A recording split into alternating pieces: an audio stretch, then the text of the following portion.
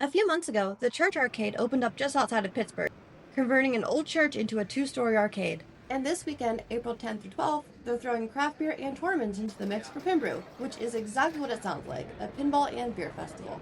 So for $35, we got access to over 150 pinball machines and over 100 arcade games, all on free play.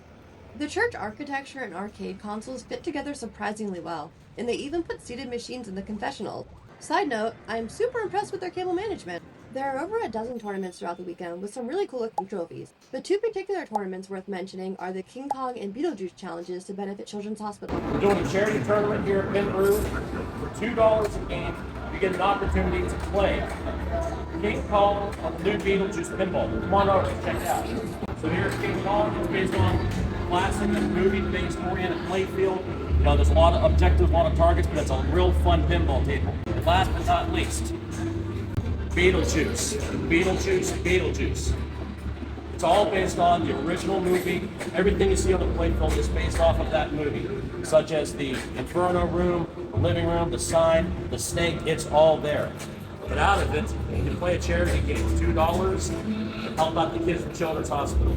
I had a chance to chat with the resident pinball machine doctor and got to look at some of the pinball machine guts up close. On an old game like EM, it's really cool to use a file and actually just like file some of the crap up with contact.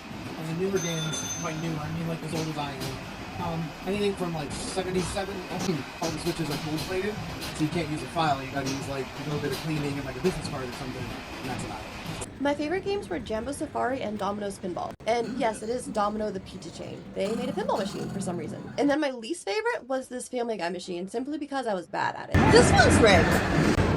I want to look good! Parking was super easy, with their own designated free lot right across the street. I noticed the patented Pittsburgh parking chair in some of the spaces when I got there, and a few hours later there were food trucks in those spots.